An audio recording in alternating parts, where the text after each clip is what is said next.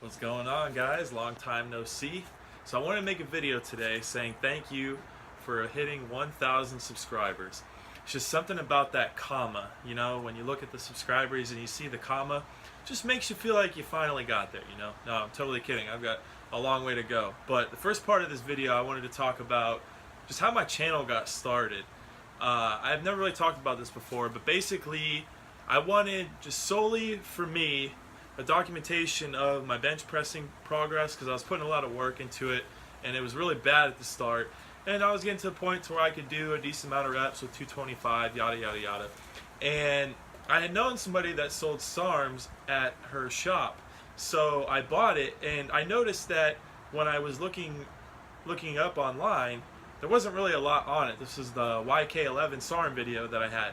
I uploaded it, I don't even know why, I just uploaded it talking about what you need to find, what's good stuff to see on the labeling, how you know it's legit. I didn't really, know what I was talking about, I guess, but it made sense at the time. But I just noticed I didn't even look at it for the first couple months, because I just thought there was no way that it would have taken off. And I looked, and then one day it had 5,000 views. I looked 2 weeks later, it had 7,000. I'm going, man, this video is really blowing up. So it just kind of built from there, and I was just experimenting with different things to be like, I wonder if people will get anything out of this, or I wonder if people get anything out of that. And some videos did better than others, but of course my biggest video was my experience with steroids. And it's always been my style that I really don't rehearse, everything just kind of free flows. And for a lot of people, that's not really the style on YouTube. That's not really the thing that the vast majority of the audience enjoys. They like cut, spliced, well edited videos. And while I understand that, and I am subscribed to a lot of people that are like that, it's just personally not my style. And most of my videos that have the biggest amount of views on them, they don't have that editing type of work done to it. And I do have a couple of videos where I tried, and what do you know, they're some of my least viewed videos. So I thought that was kind of funny in itself. But my subscriber base, it's been a slow climb, but it's been a steady climb. And I haven't uploaded a video in almost 5 months, and I'm really sorry about that, but I just didn't want to make a video just for the sake of it, and there wasn't really anything I was actually inspired to talk about. But especially with the recent climb to 1,000 subs, I really felt like I owed you guys a video, and it seems like the attention is still there on my channel, so here you go. My topic for today is going to be something that I really don't see anybody talk about. If they do, it's really only here and there, but it's why are tall guys at a disadvantage in bodybuilding? I'm at 6'3", it's not that tall. In basketball, when I play at the local gym, I'm kind of just like an average guy there. Maybe I have a little bit more mass, but specifically just from a height sense, I'm really not that impressive. So I want to start off that point by saying that Arnold Schwarzenegger, you can look this up, it is 100% true, is Arnold Schwarzenegger is the only bodybuilder ever to win Mr. Olympia that was over 6 feet tall.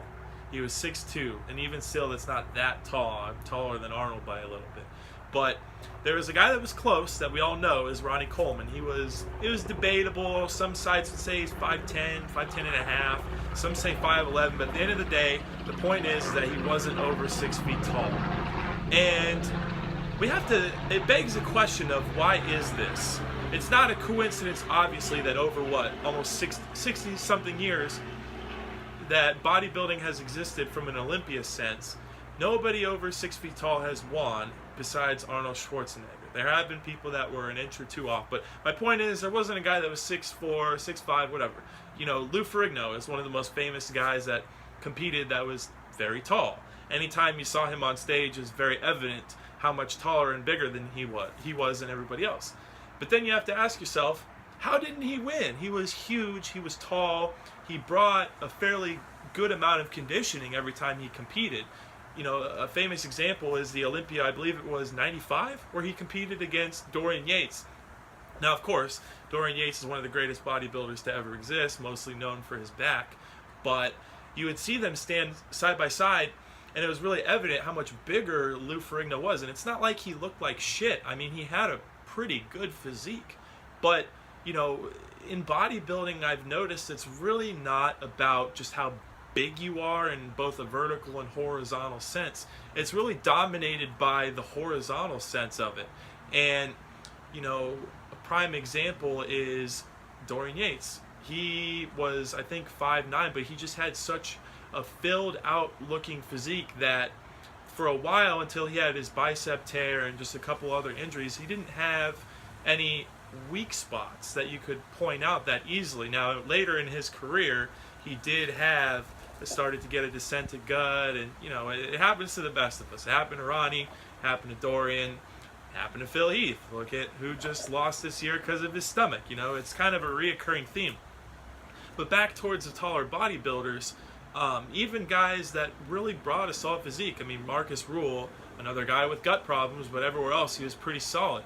For some reason, it's either one of two problems with tall bodybuilders. Is A, they can't fill out properly, they just don't have the overall necessary mass, or when they do get the necessary mass, it's just spread over such a long, wide physique that the issues become much more apparent, like the weaknesses. Oh, well, his chest isn't as wide, or his traps, blah, blah, blah.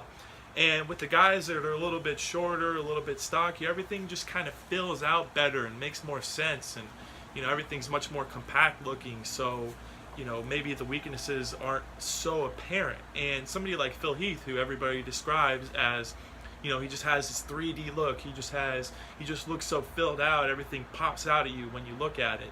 And you know, he's a dude that's 5'9", and I think that if you were to stretch his physique out to 5, maybe 6 inches taller and put him at 6 and change, it wouldn't look the same. And that's a thought I have at the gym all the time when I see these guys that are a lot shorter than me that are humongous, but I have the thought of, man, what would he look like if he was my height? And the answer is probably pretty similar to me. And that's why I understand that I'm not on the same bodybuilding journey that a lot of people are. And it's fine, because I know that bodybuilding is pretty much the only sport where you're at a disadvantage for being taller. And I get that, and I understand it, and I'm okay with it. So I don't let it bother me that much. It just so happens that the thing I like to do more than anything else is to work out. And I like to upload videos to YouTube. People don't realize the whole height thing. So I feel like I have this urge to explain that to people. And I have a picture of me with a MMA fighter that's pretty well known, and I'm going to use it as a thumbnail. It's with John Dodson, who, you know, of course, isn't that, he's like, what, I think 5'3", maybe 5'4", so it's maybe an example that's to my advantage. But I guess it's just really bringing the point home that when you're past a certain height, bodybuilding you're just in a different world.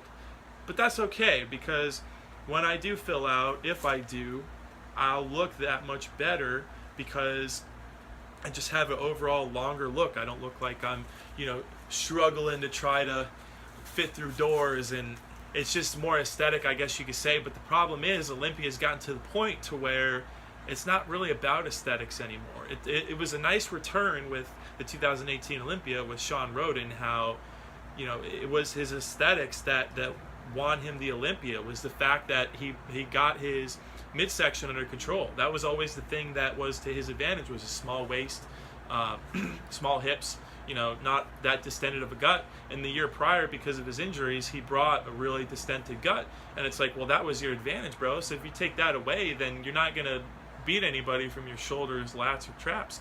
So this year with the Olympia, it was like guy with nice abs, pretty decent physique, with a guy with just a horribly distended gut, but everything else was great.